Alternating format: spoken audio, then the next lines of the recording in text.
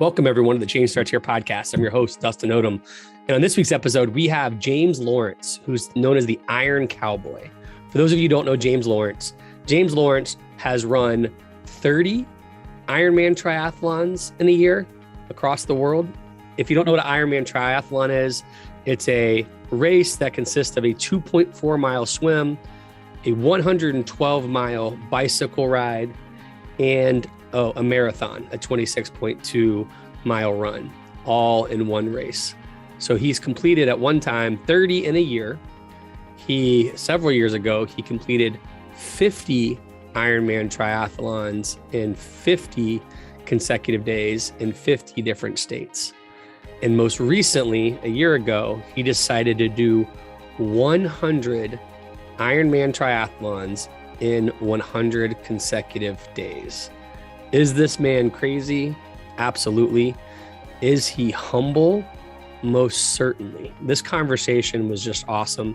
You figure someone who has the audacity to set goals like this for his life and push his body and his mind beyond those kind of limits would have an ego about it. I would say we spent more time talking about how his failures or his setbacks in terms of how when he first completed or tried to complete some sort of sprint triathlon, he was basically hugging the side of the pool because he couldn't really swim. How much he hated running when he started. We talk about more of his challenges and his flaws than anything else. And it's one of the more encouraging conversations we've had. There's lots of really good nuggets. I learned a new word today, catastrophizing, which I'll let him explain, but it hit me like a ton of bricks. It's just a really, really cool conversation. We dive into, if you like Ironman or endurance races. I'm not the best example, as you can see, of an endurance athlete, but I'm fascinated by people who can. So we dive into some of the nuts and bolts of the actual racing, but we also dive into his advice on how to accomplish big things in your life, how to overcome challenges. It's a brilliant conversation. He's just an awesome, awesome person. So I think everyone's going to enjoy this, whether you're an endurance athlete or not, whether you aspire to be an endurance athlete or not, or whether you hate running or not. I think this is just an awesome, awesome conversation. So as always, thank you for listening. Thank you for being a loyal fan. If you've not subscribed, please subscribe. We could definitely use your support and enjoy this conversation. Again, James is an awesome person with a huge heart. He's humble, but he is ambitious, strong-willed, and crazy in the most amazing way. So enjoy the conversation. Thanks for listening. James, thank you so much for being here today. I appreciate you making time for us. Abso-freaking-lutely. Let's do this. So our first question that we ask every guest is, who are you and what do you love about what you do? Oh man, my name is James Lawrence. Some know me as the Iron Cowboy. We all have, I'm going to answer this in a weird way. We all have gifts that we were given at birth. And, some people can sing, some people can dance, some people are artistic. And like most of my life, I'm like, I don't really know what my talent is. And then recently we did something that was called the Conquer 100, which I'm sure we'll get into. But I realized that I have this very unique gift to suffer. And you would think, wow, that's a terrible gift. So I actually don't enjoy what I do, but I've realized it's my gift. And you'd be like, well, that's again a terrible gift. But we've been doing this a long time, and we get to do these big challenges, and that creates content for us to go speak. And one of the coolest things that I get to do when I speak is I do two things. I give every audience member something, and I take something from every audience member. And that's at least my goal. And what I give is hope, because although we are intentionally suffering on our journey, there's many, if not most people, that are not intentionally choosing the suffering that they're going through. And then I mentioned that I take something from you, and I believe through our journey and the things that we've experienced, we tend to remove excuses that people may have on their journey. And so I hope that we give hope, because hope is life, and then remove excuses, because excuses are death. So you said, we were just getting to know each other before we started filming. you talk about it took you a while to figure out what your gift is, and it may be a gift that not a lot of people are aspiring to have, which is the gift of suffering. However, there's power for whatever that gift is. There's power in finding your gift, and one of the things that we do in our organization is, particularly when we work with schools, is we want to make sure that we help kids find their genius and their talents as early as possible. Could there have been anything done differently in your upbringing to help you possibly have learned what your gifts are earlier, or is that just part of life? I don't think so. I think my parents did a great job. I did a great job of learning a lot of my lessons through sport. I have 3 sisters, no brothers. My parents aren't interested in sport. And so I really used the school system and the opportunities that were there to participate in sport. I had some great coaches.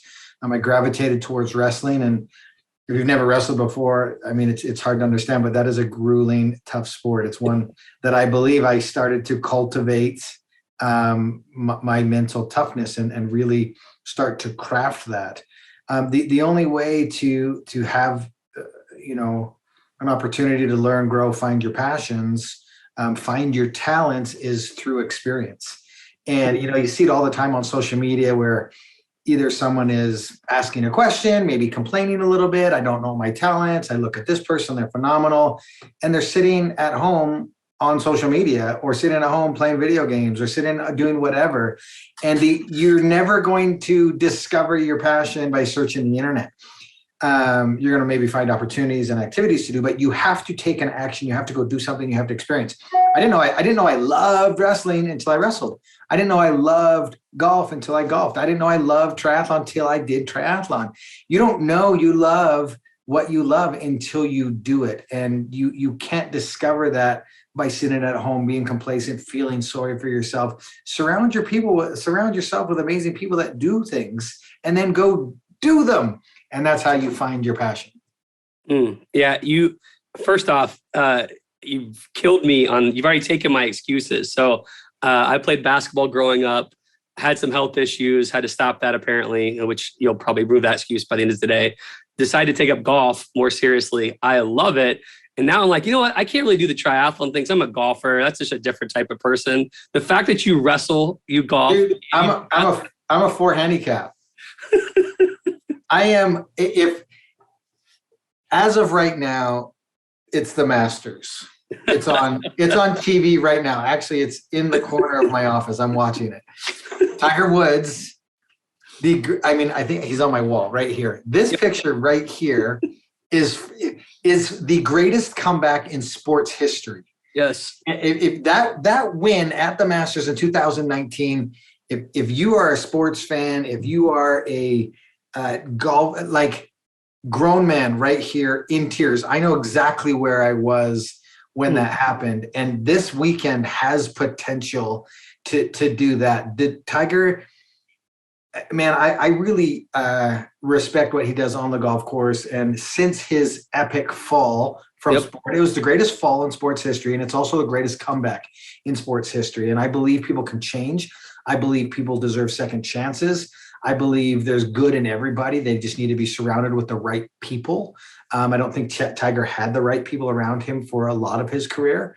But like this weekend could be super, super special. I'm disappointed right now. He's 2 over at his round, but everybody's struggling because it's super windy. But dude shot 1 under yesterday, was sitting in 10th place. He's currently 4, maybe 5 back, but you're going to see those. I'm going to go on a total tangent. But dude, I respect him. And I loved his interview yesterday. He said, because he was in that massive car accident, nearly lost his leg. And his interview, he said, nobody will ever understand the effort and sacrifice that I made to get back to this point. As soon as I could stand up out of bed, we went to work and we didn't take any days off.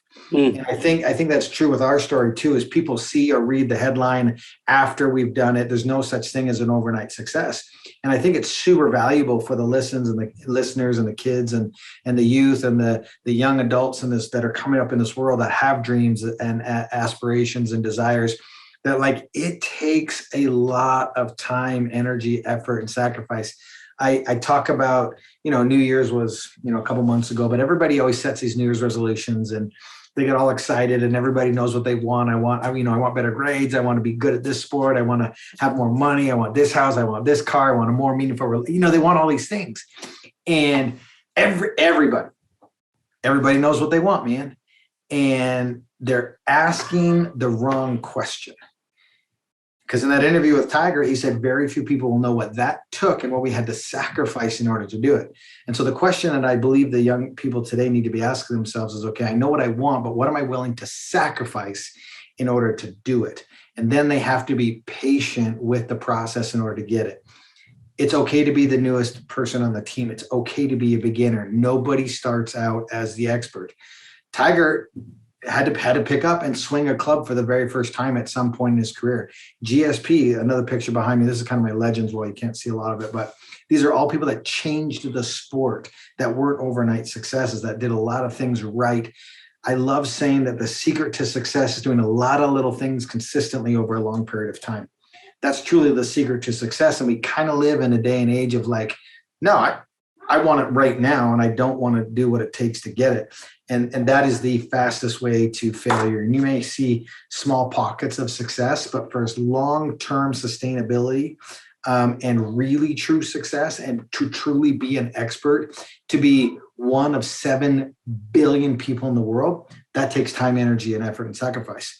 Nobody would have looked at me in my very first pool sprint triathlon with the nose plug on, gripping to the side of the pool, gasping for air, saying, yeah, that guy right there, he's going to go on and set sports endurance history. He's going to be one of 7 billion. He's going to break 3 Guinness World Records, right?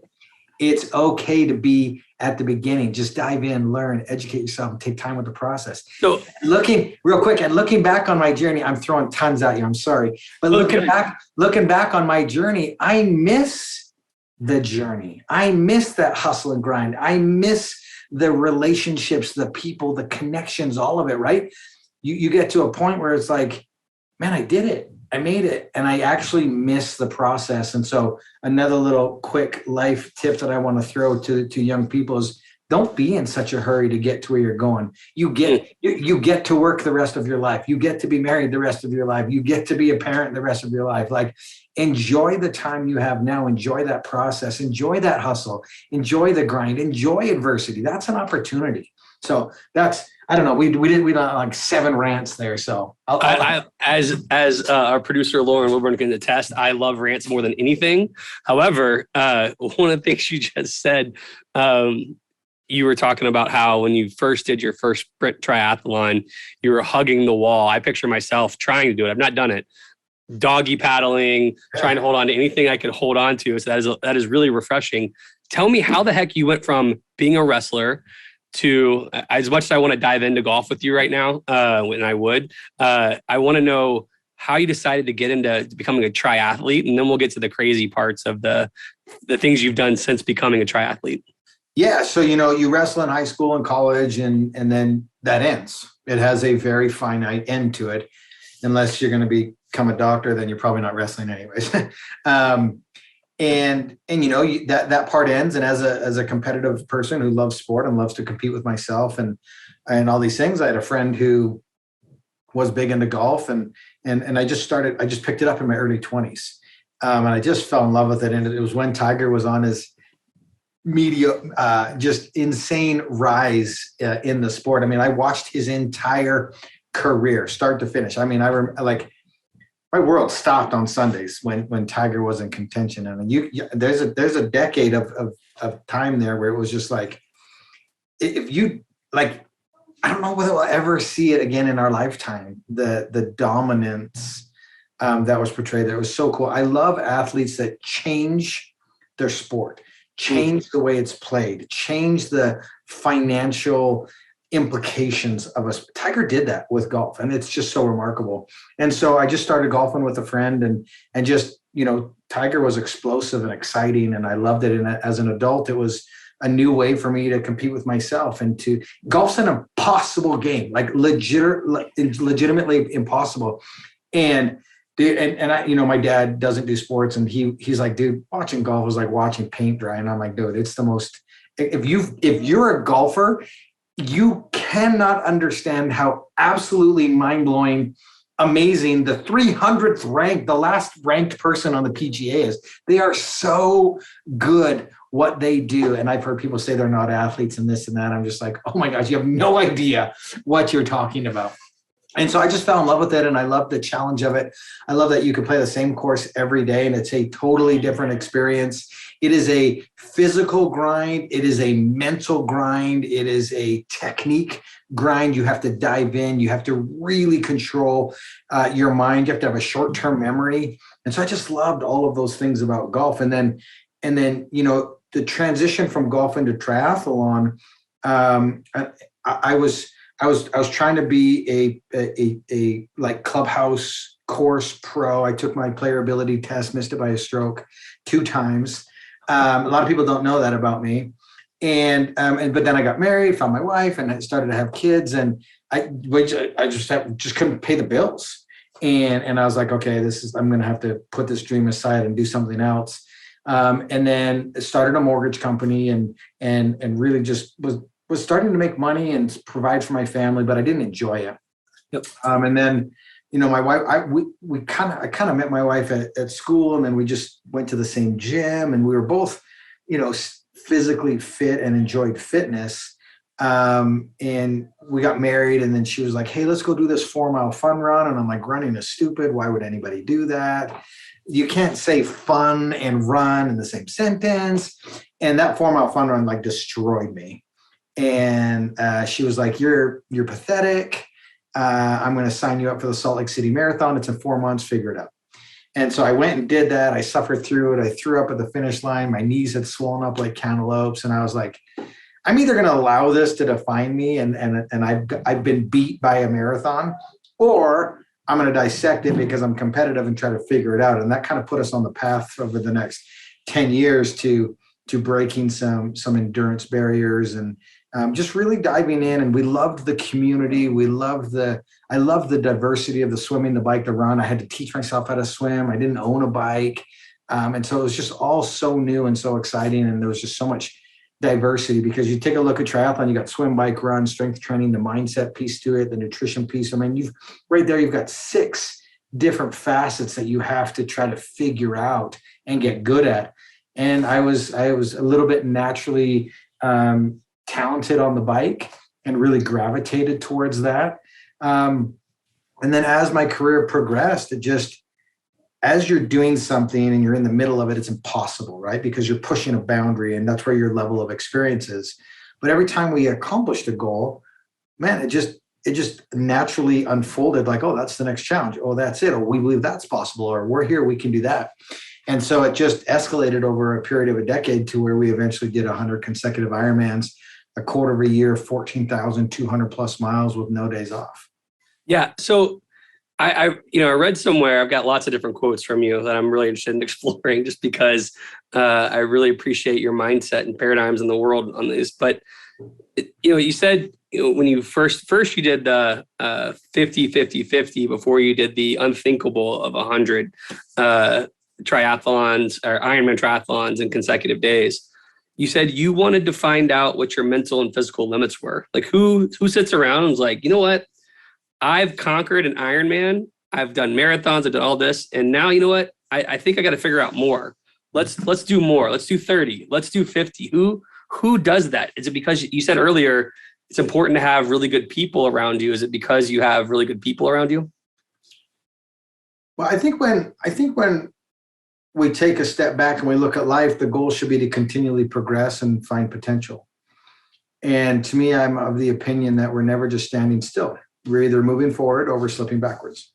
And to me, I was always wanting to try to push forward. And I heard a great quote. I spoke at an event recently with Ed Milet, and he's a super powerful speaker, and his words are impactful. And he said, he's a competitor, and he's like, I like to compete. And I really resonated with that. And he says, I'm competing not against anybody else, but against myself. And I'm continually chasing the best, most unbelievable version of myself. And I hope the one day that I do meet him or her, that I can say, I got you, man. And now I've passed you. And I think that should be what everybody's striving to be, is not to be settling for mediocrity and not to be complacent and not to sit on your laurels. I mean, I could have said, you know what, world record, 30 Ironmans, I'm at the top. And that would have been fine. But I would have started to slip backwards. I would have fallen into like, oh, I did that once upon a time, right? And so for me, it was just always the next natural part of our journey was like, oh yeah, that was impossible, but we did it. And now I've changed. My team has changed. We have knowledge and experience. And I mean, when we did the 30 Ironmans through 11 countries, all official events, I mean, that was so hard. And that was pushing my limits. Now, if somebody said, hey man, you got to go do 30 Ironmans in a year, I'd be like, okay, like, do we start tomorrow or what do we do? Right? Because your perception and perspective changes as you progress through your journey. Because now we did the 50 and then we did the 100, but when you're doing the 30, 100 is not even possible. Like it doesn't even cross your mind because you're in the heat of the moment. You're doing and pushing your current boundaries. And that's what I think everybody should be doing every single day of their lives, is always right on that edge of pushing and seeking out their truest potential. And then it's a never ending quest of trying to, trying to better yourself. Because when you're climbing a mountain and then you get to the top of it, you're successful. And now another mountain came into view that you couldn't see before because the mountain you were on was blocking that view. And it becomes this beautiful thing of there's always another mountain behind the mountains that you're climbing. And it's called life. It's called adventure. It's called potential. And I think that is super fun. And, you know, everybody always asks what's next. And is it 200 Ironmans? And I'm totally satisfied. I'm now taking that knowledge of team and experience and showing up and consistency and applying it to other parts of my life. I think we made some mistakes on the 50 that were well publicized and documented in the book and documentary and through my speaking and all these things. And so I saw the 100 as an opportunity to just reset my personal history and to showcase that I am who I said I was. And our team is who we said we were. So, and we did that with the 100. Sorry to cut you off there. I want to make sure I honor your time. I have so many different questions I want to ask. So before we get to the 100, I mean, to your point, the 50 has been well documented. There's an awesome documentary on it. You can read your book, Iron Cowboy. Redefined Impossible, which is actually a really good read and easy read I found because you just get stuck in the stories. I would say, I guess the question I have is like, when you started that, before we dive into some of those mistakes, this podcast is about change starts here. Change is, it's all about false starts and failures and learning from them and putting one foot in front of the other. And so I do want to dive into that. But when you said, I'm going to do 50 Ironmans in 50 days, did everybody around you say you're nuts? That's not healthy. What are you doing? And how did you first conquer that just to start the idea? Yeah, it's interesting. I had a very quick realization that the public wasn't going to accept or endorse what we were doing because of their perception and perspective. And there was very few people in the world that had the perception that we did or perspective that we did, because we were the only ones that had done it. And it was actually after race 27 of 30 in that year that was in Arizona. And I said, I don't think this is it. Like I said to Sunny, I was like, there's more. And because we were so close to breaking that world record and finishing that part of the journey, she was like, hold on, just wrap this one up first before we move on to the next. But I was already like in the mindset of like, okay, we're good here. I'm going to power through. I'm going to be focused, and I'm going to make sure that we accomplish this. But I was already like, okay, I'd already had that paradigm shift that more was possible. And so when we announced the 50, let's say you hadn't heard about us or seen our story and you didn't witness the 30, because it was kind of, social media was new and it was growing and all these things. And so to go from, let's say you're a passive viewer from the couch, you're maybe a 5K guy, you've never done an Ironman, the leap from I do 5Ks, which is okay and great. I think everybody should be challenging themselves because everybody's heart is different. But from the outside looking in, if your limit is a 5K run, 50 becomes absolutely impossible because you haven't done an Ironman. You didn't break the world record for half Ironmans before the 30, before coming up with the 50. And every point of my journey, it doesn't even cross your mind. Like when I was doing the world record for the half Ironmans and climbing that mountain, dude, 100 wasn't even, I couldn't even conceptualize it. Like that's not even where your brain goes. But as you progress through the challenges and show up on your journey, yeah, that's when more becomes possible. Now, for us, every time we've announced one of these things, we've been criticized at a high level. We've been mocked. We've been ridiculed. We've been said you're going to fail. But it's because they're looking at it from where they are in their life, on their experience. And yeah, it would be impossible. If you don't go through that journey of a decade, you can't possibly have an opinion whether it's possible or not, because you don't have the experience and knowledge that we had as a team. So for us, it was always natural. It was always a progression. We were building upon what we were doing. I tell people all the time, you can't go from 0 to 100. It's not possible. Like, you're going to fail. And you have to have that knowledge and experience of action leading all the way up. So to that point, like on running, right? So if I went out and tried to run right now, I feel like I could maybe run a 5K and I'd be in the most pain. Like you described your story, right? Yeah. But in my head, I'm a competitive person, a little maniacal, as some folks would say that are around me. I'm like, I got to get there and I got to get there quickly. How do you encourage people, whether it's triathlons or work or in education, to set goals and figure out what the right pacing guide is to get there? I think that's the harder part in my lens of how do I find that right pace? Yeah, I think you always have to look at somebody's history, where they are at. And on a single day event, it's very different than something that takes place over a quarter of a year where you have a compounding effect that stacks upon it, right? Sure. So like you said, maybe you could run a 5K tomorrow. I guarantee you, I could show up, meet you somewhere, and you've got the mindset, okay, I'm gonna go do a 5K with the Iron Cowboy. We're gonna knock this thing out. And then we get to the end of the 5K and I was like, just kidding, we're doing 10K today. And you're like, oh man, okay. And you physically take the next step and you make it to 10K. And at the end of the 10K, I was like, just kidding, dude. We're doing half a marathon today. And you would figure out a way to keep moving. Now, based on your current level, it's going to feel different for you than someone who is prepared to do the half Ironman. Could you do it? Yes. Is your experience going to be based off of your preparation in order to execute said goal? Yes. But I believe I could take you tomorrow up into the mountains and we would cover a full marathon. We could do it. I could talk you through it. I could physically, it's going to hurt like hell. And you're going to be uncomfortable for the next week or two, but we could do it. And so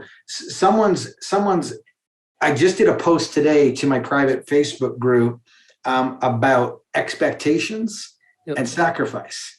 And we all need to set the proper expectations based on our experience level. And if we want to get somewhere faster than maybe we should, we have to figure out what we need to sacrifice in order to get there a little bit faster, right? And so based on knowledge and experience, expectations, and what we're willing to sacrifice, that is now how we can set up an appropriate time frame in order to achieve these big goals. I coach athletes and someone will say, hey, super inspired, I'm motivated by your story, I want to do an Ironman. And I'm like, okay, this is the plan. This is how we're going to do it. And we lay out the entire plan and two things happen. They go, oh, I didn't realize it was going to take this much effort. I'm good. I don't want to do this anymore. Like they do workout number one and they're like, I can't do this. And I'm like, it's okay. Do you trust the process? Do you trust the time frame? Your only goal, we've got the goal now, right? It's there. It's an Ironman and we're going to shelf it. We're going to forget about it. Now we're going to reverse engineer. We've got a plan and you just have to trust the plan and execute it on a daily basis. By the time we get to race day, guess what? That thing's a victory lap because you've done the work and you have the right expectations and you showed up on your journey every single day. And so that's how you figure out a time frame to achieve your goal. You have to have expectations and then you have to figure out what you're willing to sacrifice and that'll determine the time frames. So you talk about the power of the mind a lot, right? So the fact that you said, I mean, if I go out and do it by myself, I may be able to get 5K, but because you know what it looks like to get to that marathon, you could probably get me there. How do I start creating the mentality and the confidence that you have, or any of us, not just me, but how do we create that confidence or that self-talk to help us get through whatever challenges that we're faced with right now? Yeah, this is one of my favorite words. It's called catastrophizing. Catastrophizing is looking into the future at an event that hasn't happened yet. It's typically the worst case scenario, and then we give it all of our power and attention. And that is so destructive, and we all do it. I was on a race in Fiji. It was the world's toughest race, is what it was called. Mark Burnett production. Bear Grylls was the host. Map and compass, navigation, teams of 4. We showed up on site, and they said, "Amazing what you guys have accomplished. No way you finish this race." And we were like, "Okay, here we go." And we just kept showing up, and we started to turn the producers and the film crew and everything, and they turned into fans because we just kept chipping away at it, and we showed up with a smile on our face, and our attitude was great. Well, we came into the last big checkpoint, and everyone's rooting for us now because we were the underdogs, and everyone's rooting for us. And we're all triathletes, we're all strong cyclists, and we come into the last part, and the race director knew we were all strong cyclists. So he rushes up to us. He's like, "Go, guys, I'm so freaking excited for you. This is going to be amazing. The hardest, the most toughest, gnarly bike section is coming up next. I thought of you guys when I created it. You guys are going to have a blast." Well, one of our athletes, all she heard was the hardest, most gnarly, difficult challenge is coming up next. And she was already fatigued, broken. We'd been in the Fijian jungle for 6+ days to this point, carrying our packs, finding food, like just surviving. And so her mind said, if I'm broken now, he said it's the hardest part of the race. It instantly became impossible. And she had no real knowledge to what the terrain was. She is a world-class Kona qualifying, contending triathlete at the highest level. And so we left camp on our bikes, and we were just fired up. We were super excited. We were like, yeah, we've made it past the hardest parts of this race, and we are cyclists. And immediately on the side of the road, hyperventilating, can't breathe, can't continue. And in this format, one fail, all fail. And we were like, holy crap, this is it. We're done. And so I just had a really long conversation with her, and I said, look, I can push your bike. I can carry your pack. I can try to lighten your load. What I can't do is change the way you're thinking about what's coming up. I need you to just dial it back and focus on what's right in front of you. The only thing that you can control, and that's the next pedal stroke. We do not know what the terrain looks like. You could be incredibly prepared for this. But all she heard in her mind was, this is the most challenging, most difficult part of the race. And it was so amazing and fascinating to watch because the bike conditions didn't change. Her bike didn't change. Her pack weight didn't change. The weather didn't change. What changed was her mindset and where she put her focus and attention. We ended up passing 17 teams in that section. And the only thing that changed was the way she thought about the moment. That's it. That's the only variable that changed. And so it was just such an unbelievable front row seat lesson to me about how powerful our thoughts are and how we are wasting so much of our energy on an event that hasn't happened yet in our lives. I mean, how many of you listening to this right now are like, you find yourself sitting in a situation, you hear some news, you do this, or you start to panic and you start to get filled with anxiety and depression, and now you don't even take action. And it's a mythical something in the future that we've drawn up in our minds. One of the greatest books that I read probably 25 years ago, A New Earth by Eckhart Tolle. And I think that's how you pronounce it, but he's got a book out right now. It's called The Power of Now.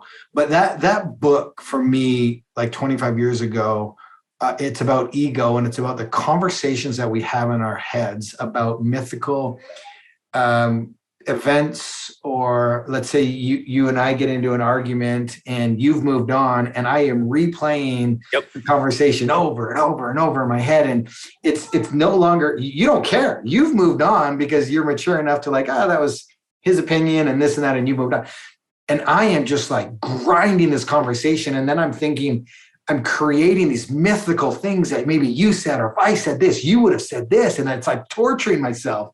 And it's all about ego and that battle that we have. And so, man, I just love that. I love that book. And it really started me down the road of like personal development and thinking for myself and being present and all of these real powerful things that we need to do as a society to survive and thrive.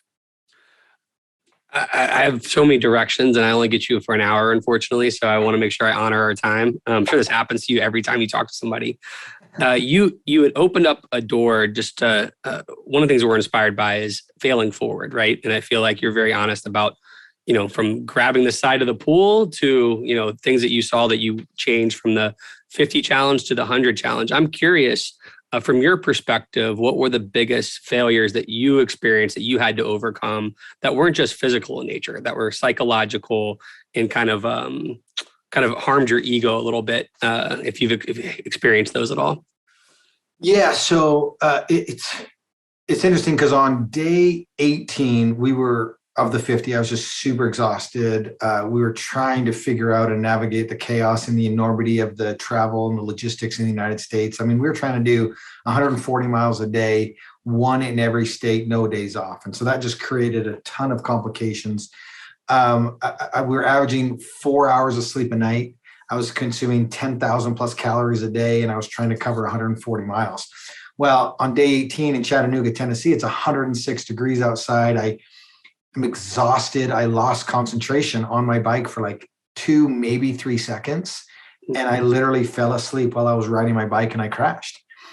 And I had to figure out how to get back on my bike and continue on. And I had some road rash and some hip trauma. Well, the next state was Mississippi, and we're in the middle of the South, and it's hurricane conditions, a massive whiteout lightning storm, very, very dangerous to be outside. Like the weather was like, do not go outside.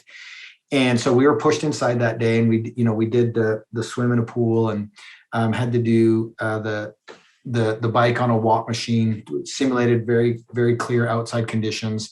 And we didn't get any pushback on that. But to complete the marathon, I spent a few hours on an elliptical machine. And I was like, okay, the goal of this is to raise money for charity. My hip really hurts. We've used the elliptical a ton of training. I'm still covering the mileage. I didn't have a problem with it. And well, we woke up the next morning to just hate and criticism, and every keyboard warrior came out and had an opinion about how we did and what we did. And we never hid it. We never tried to sweep it under the rug. We posted a picture on social media of me on the elliptical with people around me. And it's now in the documentary. It's in the book. And, we woke up and they were like, you're done, you're a failure. The journey stops at day 19, go home. And man, that just really rocked me. And we made a decision. We're like, no, the purpose in this is to continue on. We made a commitment. We're going to do our best. Apologize. We jumped on the elliptical machine. That was probably not a good decision, but it's just so hard to make those decisions on the fly in the moment, exhausted with everything going on. And we continued on, and we did 50, and some people put an asterisk beside it. And it was fascinating because, for years we were speaking and traveling around the world, and I've been on hundreds of stages in 48 countries, and our lives completely changed. And every time I got off stage, someone would make a comment, on a post that we would do. Yeah, but you didn't really do it, and this and that, and you're a fraud, and all this stuff. And it really got to me. And so I sat down, I did all the math, and that summer we covered 7,030 miles. And a few of them was on the elliptical. And I totaled it all up, and I did the math, and it was fascinating once I did the calculations. That really short moment on the elliptical machine inside represented 0.24% of the journey. 0.24%. Bro, can you imagine if we're talking about golf, if I one putted 99.76% of the time? I'd be the richest. I'd be the number one player in the world, undisputed. Could you imagine if I was a 99.76% free throw shooter in the NBA today? Dude, I would be crazy. 3-point shot, 99.76% of the time, we were deemed a failure. Yep. And so I caution people all the time. Look, when you're pushing boundaries, when you're trying to find the best version of who you are, you're not going to be perfect. You're not going to be you're going to make mistakes, especially when you're trying to do something that nobody else has ever done. And I caution people to not let somebody else's opinion of 0.24% of your journey impact how you proceed. They don't get to have an opinion. If you're navigating life with honesty, integrity, with the goal to help other people, they don't get to have an opinion on how you navigate that. I love it. Yeah, and then the 100 came, and it was an opportunity. I was like, okay, this is truly my opportunity to reset my history and to level up my game. And I've just learned with the public, like if you're going to do something big, you describe what it is, and then you adhere to those rules, and rightfully so. And that's what we did during the 100. We completely reset our history, and it was just so spectacular. And the most enormous dumpster fire at the same time, but it was so beautiful. Well, I mean, what I love about your story is, how do I say the word catastrophizing? Catastrophizing. Yeah, I love it because that hit me like a ton of bricks as soon as you said it. And then when you described I did elliptical a little bit because I hurt. Well, yeah, like anybody that's a normal athlete would be like, dude, just get the miles in. That's just impressive to do. And you fixated on it when you got critiqued. And then to go back and do the math and think, God, a small fraction of a percent is what has like been owning all of my energy. How do we fix that? Like that is something that is powerful to come back to. Of like, is this really who I am, or is this just what I'm focusing on? Right? Yeah, exactly. Because as a team, I know what we did, and our team did it, and none of us would ever say that there's an asterisk on the 50. Like we did it, man. And the general populace also thinks that it's a small percentage, but that small percentage is loud, and it influences the bully inside all of our heads. I've learned that as humans, we're getting in our own way, and we're toughest. We're our biggest critics. Yes. And it's hard to manage that conversation in our head because for some reason we believe the 0.24%, and we should give them zero power. Where do you think your mental strength came from during the 100, during the 50, during the 30? Is there like a source that you can go back to, or is there a mental thought you had for each of them? Is there one thought that got you through it? I don't know. I'm just curious on what you mentally. Yeah, big question is, are you born with it or do you develop it? And I believe we're all born with a certain level. And then it's our responsibility to cultivate it. And it can only be cultivated through action and experience. And so I firmly believe that my 7 years of wrestling was really the start of my mental toughness. And, I came out of university or high school, and I grew up in Calgary, Alberta, and Calgary's world famous for the Calgary Stampede, largest rodeo in the world. And we've got a fun story that I entered a contest, and I sat on the Ferris wheel for 10 days. And I really grasped at a high level that I truly have control over my mind, because I was watching people exit the ride and quit and abandon, the challenge. And I ended up being the last person standing. And it was just really given my wrestling experience, and then those 10 days on a Ferris wheel. I mean, you're talking about sitting there and just being comfortable with your thoughts and the conversations that you have with yourself and reconciling your past and planning for the future and all these things. And so I was starting to really understand how powerful our mind was, and then got into golf, and then got into triathlon, and got into these challenges and continued to expand them. And so there isn't really one moment. They were moments that built upon each other that gave us the confidence and knowledge that we could do those tasks at any given moment. And now because of the experience in doing this for, close to 15 years, if anybody gives me a task or a challenge, I 1,000% believe I can do it. Now I have to, like we talked about before, I have to prioritize, what that's going to take. I have to game plan it, and then I have to figure out what I'm willing to sacrifice. And if that's going to be worth the finish line reward of what it's all going to take. Those are checks and balances that you always have to be asking yourself. I have one more question before we get into just like the last few questions that are like rapid fire before we end. Mm-hmm. Right now, as you've probably read and know, because you have 5 kids at home, I believe, the education community is struggling. There's a lot of principals, a lot of district officials, superintendents, there's a lot of teachers leaving the profession or just feeling more burned out they've ever felt. Mm-hmm. And that's a tragedy, because I feel like we're losing really good people right now. Yeah. What encouragement, because I feel like they're on that journey, right? They're on their 50 or their 100 journey. Mm-hmm. What encouragement do you have for educators as they're hitting that wall right now? And it's tough to wake up, and it's tough to show up. Yeah, man, that is a great question, and one that's really hard to answer. there's few professions that are more needed at this time. This generation needs great leaders. It needs thoughtful, kind, empathetic people that are also willing to lead from the front and have hard conversations. I talk to people all the time and I say, look, if every single one of us in the world would put aside our goals, dreams, and aspirations and help other people achieve theirs, then as a byproduct, we achieve ours, because we're going to be at the mountaintop of success together. So if you're trying to help everybody around you, and I think that's how educators are, is they're trying to help other people become that best version of who they are. And when you have good kids, it's in your house, it's not by accident, it's because you were engaged parenting. And I think great teachers have an unbelievable responsibility and opportunity to have a long-lasting impact. Again, like we started this conversation, I grew up doing sports in school.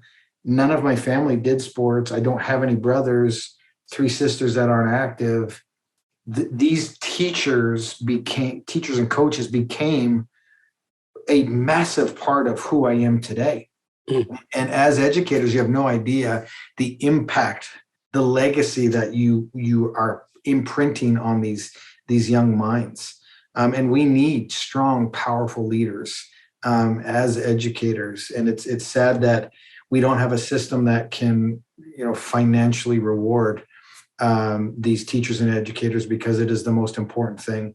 And I can't even imagine the challenges and what it's like to deal with a lot of, because you're really trying to parent however many kids, and you're competing with the actual parents who maybe aren't engaged in their lives, and undo what you do, and all these different belief patterns. And so I would just say, to these educators, you provide such an unbelievable value add to these people's lives, and it's so critical. And I can attribute a lot of my mindset and belief systems to educators who were invested in me as a kid and as an athlete and in sports and as a coach, and just teaching me really, really sound values.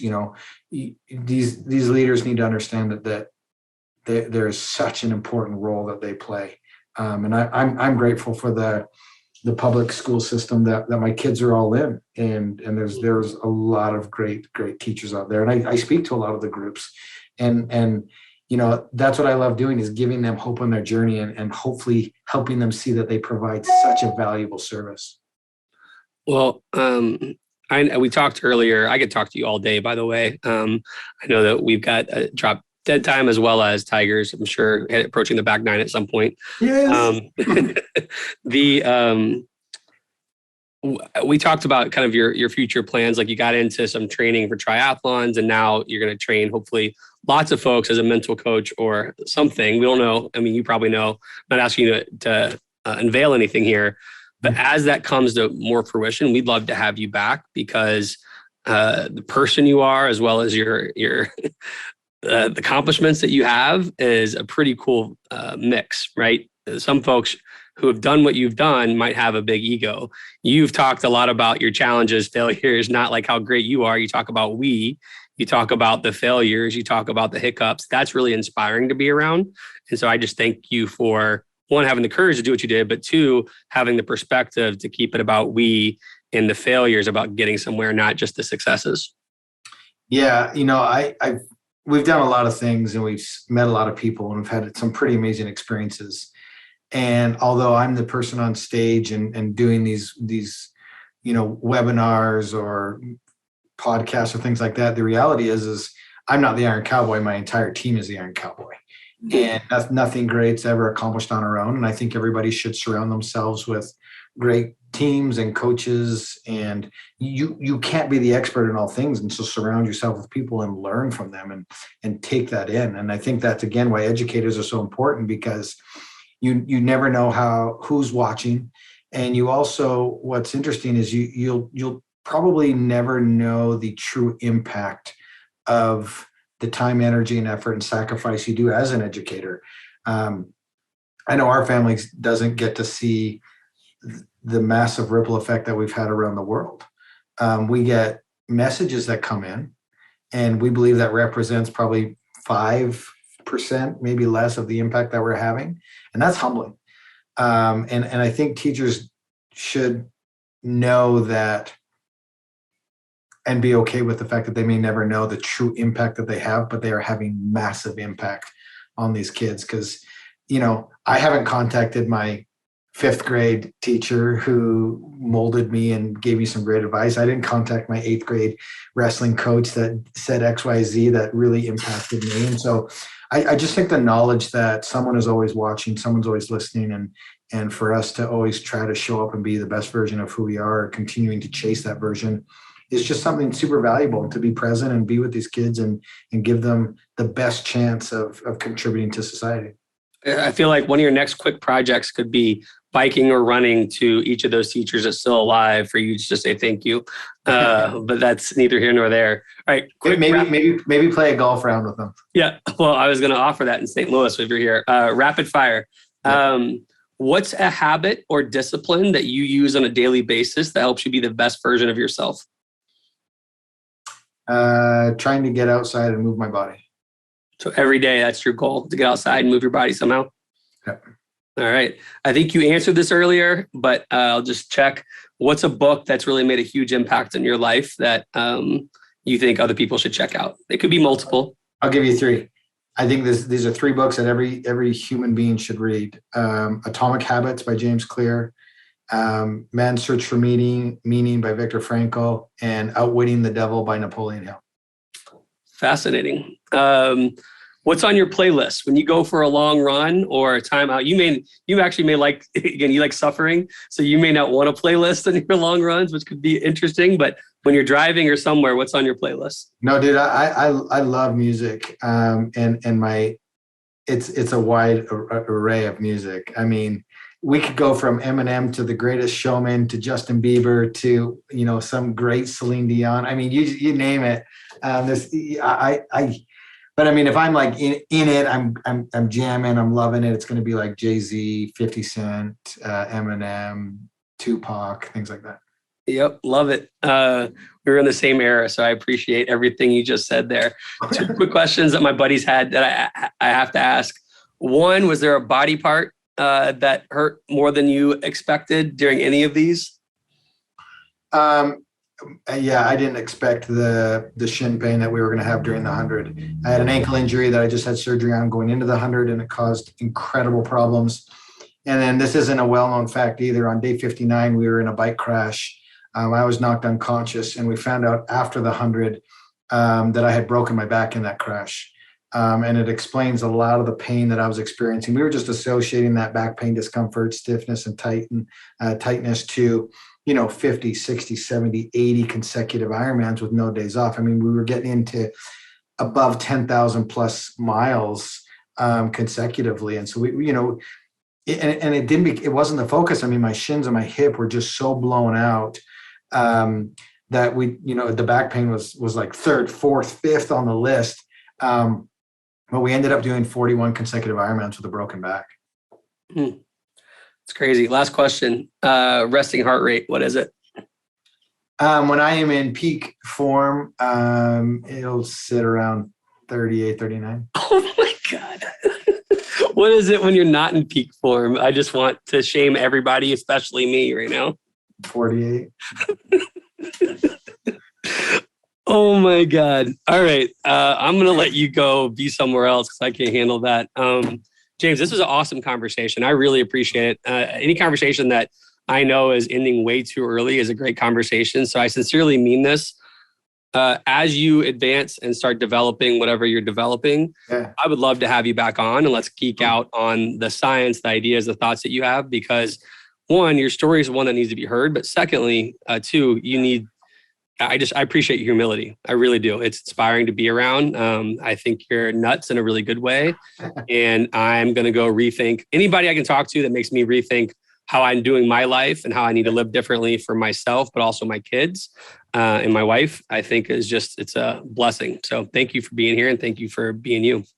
Awesome, man. Thanks, Dustin. I really appreciate the time, and hopefully this gets out to a ton of people that can benefit from your questions, my answers, and just draw from some of the life experience that we've had. And if you're an educator, I'm so proud of you. I'm so happy that you exist. Keep showing up. It's something that I couldn't do. Everybody's heart is different. So thank you.